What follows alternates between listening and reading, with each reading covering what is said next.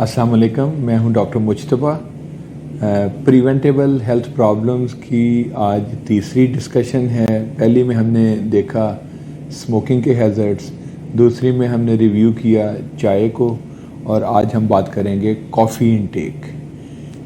Coffee जैसा कि हम सब जानते हैं is a very popular drink, specially in the west and most specially in USA में शायद अल्कोहल के बाद सबसे पॉपुलर कॉफ़ी ही है। मल्टीपल कप्स ऑफ कॉफ़ी, और वो भी बड़े साइज़ के, इज़ वेरी कॉमन। कॉफ़ी की ओरिजिन, मल्टीपल थ्योरीज़ हैं। इसमें जो सबसे पॉपुलर थ्योरी है उसके मुताबिक इसकी ओरिजिन बर-ए-आज़म अफ्रीका के मुल्क इथियोपिया में हुई। कहा जाता है कि एक चरवाहा जिसका नाम काल्डी था, उसने नोट किया कि उसकी बकरियों में से कुछ बकरियां रात को सोती भी नहीं हैं and they are very active. उसने नोट किया कि वो ख़ास किस्म के पौधे के बीज खाती हैं ड्यूरिंग देयर ट्रैवल। उसने उन बीजों को इकट्ठा किया और एक दरवेश के पास गया, दरवेश को अपनी कहानी सुनाई। दरवेश ने उसको सीधा सीधा रिजेक्ट कर दिया और वो उन बीजों को आग में फेंक दिया।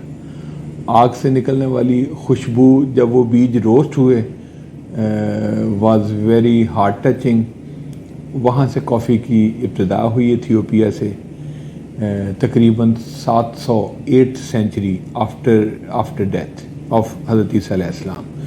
वहाँ से बढ़ती हुई यमन में 1500 में इसकी काश्तकारी शुरू की गई, जहाँ से पूरी दुनिया में फैली।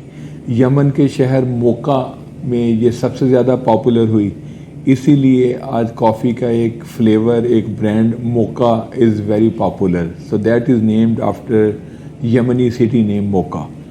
यमन से पूरे अरब में फैल गई। अरब और पर्शिया में कहवा खाना बन गए, जहाँ पे कॉफ़ी को पीना एक ज़ीनत थी। वहाँ पे मौसीकी की महफ़िलें होती थीं। मजहबी लोग भी कॉफ़ी पी के इबादत में मसरूफ़ होते थे, क्योंकि इससे बंदा बहुत एक्टिव रहता था। फ़ारस से और अरब से फिर पूरी दुनिया में फैली। अमेरिका में तकरीबन 18वीं सेंचुरी में कॉफ़ी पहुंची, और अभी सबसे ज़्यादा कॉफ़ी अमेरिका में पी जाती है। नंबर 2, कॉफ़ी की कंपोजिशन। 8 औंस कॉफ़ी का कप एक नॉर्मल कप समझा जाता है, उसमें तकरीबन 116 मिलीग्राम पोटेशियम होती है। ये बड़ी लो पोटेशियम डोज समझी जाती है, but as long as we drink only 1 or 2 cups. अगर हम मल्टीपल कप्स पिएंगे किडनी के पेशेंट्स, तो they can run the risk of high potassium level, which is not good. इसके अलावा इसमें जब एडिटिव्स ऐड करते हैं, जिसमें मिल्क और क्रीमर्स शामिल हैं, तो उससे प्रॉब्लम बढ़ते हैं। Number 3, coffee relationship with blood pressure, hypertension. Coffee में कैफ़ीन होती है जो कि अक्यूटली ब्लड प्रेशर को बढ़ाती है। नेशनल किडनी फाउंडेशन यूएसए की रिकमेंडेशन है कि 3 कप से ज़्यादा कॉफ़ी ना पिए ब्लड प्रेशर के मरीज़। लेकिन मेरी ज़ाती राय में जिन लोगों की हाइपरटेंशन अनकंट्रोल्ड है, या डिफ़िकल्ट टू कंट्रोल है, या रेजिस्टेंट हाइपरटेंशन है, यानी 2-3 दवाइयों पे हैं ब्लड प्रेशर कंट्रोल के लिए, वो मैक्सिमम 1 कप या इससे मुकम्मल अवॉइड करें। Number 4, coffee and kidneys. This is the most important part. Multiple studies आ चुकी हैं, चूँकि कॉफ़ी वेस्ट में पॉपुलर है और वहाँ पे ज़्यादा रिसर्च होती है, तो इस पर काफ़ी रिसर्च आ चुकी है, जिनके ऊपर मैं पर्सनली मैंने दोबारा रिव्यू किया है। Coffee does not increase the risk of kidney disease, does not increase the risk of end stage renal disease people. This is the stage when people need dialysis. एक मेटा एनालिसिस रिसेंटली पब्लिश हुआ है। Meta analysis ऐसी study को कहा जाता है जिसमें वो खुद से स्टडी नहीं करते, लेकिन वो बाकी स्टडीज़ को कंबाइन करके उनको रिव्यू करते हैं और रिजल्ट्स को कंपाइल करते हैं। So this is also a good study. उसमें 12 जो दूसरी स्टडियाँ हैं उनको कंबाइन करके रिज़ल्ट तैयार किए गए, और बड़े स्ट्राइकिंग रिज़ल्ट थे।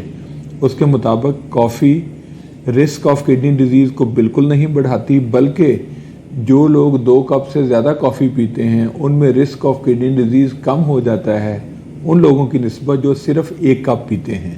So that was very important. Coffee itself शायद उतना प्रॉब्लम नहीं देती, लेकिन इसके एडिटिव प्रॉब्लम दे सकते हैं, जैसे कि कैफ़े लाटे।